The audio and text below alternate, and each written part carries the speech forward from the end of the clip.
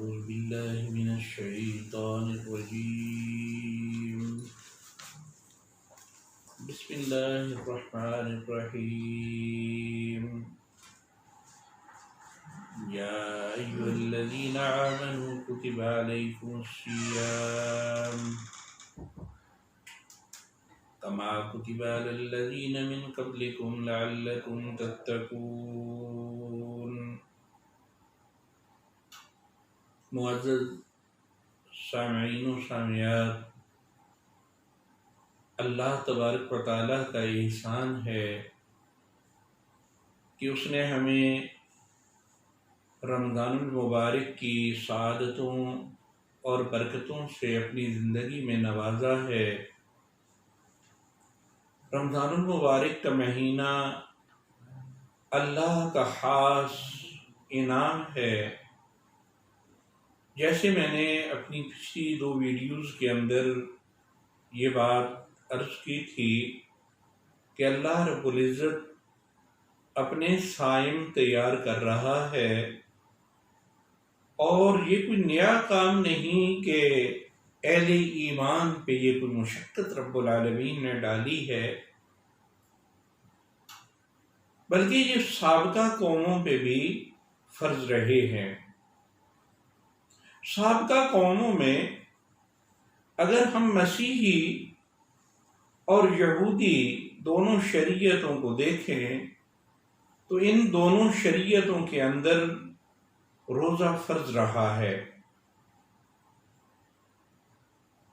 Jewish encyclopedia کے اندر یہ بات لکھی ہوئی ہے کہ جب یہ عیسائی، یہ مسیحی اور یہودی اپنے اوپر کسی مشکل کو دیکھتے تھے تو اس مشکل کو آسان کرنے کے لیے یہ روزے رکھا کرتے تھے، یا اگر ان کا کوئی سالک الہامی کیفیات کو بڑھانا چاہتا تو وہ اپنی الہامی کیفیات کو بڑھانے کی غرض سے روزے رکھا کرتا تھا۔ بدھ مت کے اندر ہم یہ بات دیکھتے ہیں کہ وہ نروان حاصل کرنے کے لیے ہمیشہ بھوکے اور پیاسے رہتے ہیں، اور بھوک اور پیاس کے ذریعے سے وہ نروان حاصل کرتے ہیں۔ ہندوؤں کے اندر بھوکا اور پیاسا رہ کے یہ یوگ کی پریکٹس اور یوگا کی پریکٹس کرنا یہ آج بھی عام ہے۔ پرانے مختلف طبیب جب کئی بیماریاں لا علاج دیکھتے تو ان بیماریوں کا علاج کرنے کے لیے مریض کو بھوکا رکھتے تھے اور بھوک کے ذریعے ان کا علاج کیا کرتے تھے۔ رب العالمین نے اہل ایمان پہ یکدم یہ روزے فرض نہیں کیے۔ جیسے میں نے پہلی ویڈیو کے تناظر میں یہ بات کہی تھی رمضان کے حوالے سے کہ کچھ مفسرین کا خیال ہے کہ یہ آیت مبارکہ ایام ابیض کی فرضیت کے بارے میں نازل ہوئی ہے، تو یہ دلیل بھی اس دلیل کو تقویت دیتی ہے اور ان کے موقف کو تقویت دیتی ہے کہ اللہ نے گریجولی یہ حکم اہل ایمان پہ نازل فرمایا ہے کہ پہلے ایام ابیض کا عادی بنایا انہیں، اور جب ایام ابیض کے روزوں پہ اہل ایمان مدینہ میں آ کے کاربند ہو گئے تو پھر رب العالمین نے اس شہر رمضان کے مہینے کے 30 روزے ان پہ فرض کیے۔ گویا اللہ رب العزت جیسے سارے امور کے اندر یہ گریجویلٹی اور درجہ بدرجہ چیزوں کا فرض کرنا اور ان کا اہل ایمان سے چھڑوانا یہ کرتے آئے ہیں۔ جیسے شراب کے حکم میں شراب کو یک لخت حرام نہیں قرار دیا گیا، بلکہ پہلے اس سے نفرت دلوائی گئی، اس میں فائدے بھی ہیں نقصان بھی ہیں، پھر فرمایا کہ اس کے نقصان اس کے فوائد سے بڑے ہوئے ہیں۔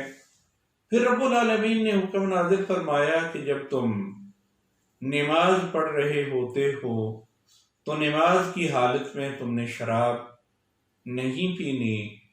پھر اللہ رب العزت نے اسے مطلقاً حرام قرار دے دیا۔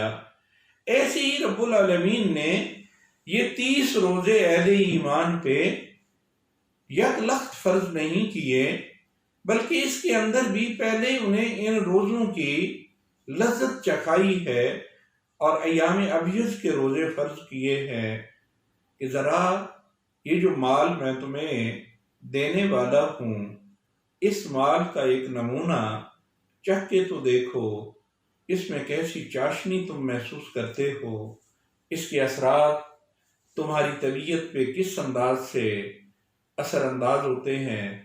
تو رب العالمین نے پہلے یہ پریکٹس ان 3 راتوں کے جو روشن راتیں ہوتی ہیں،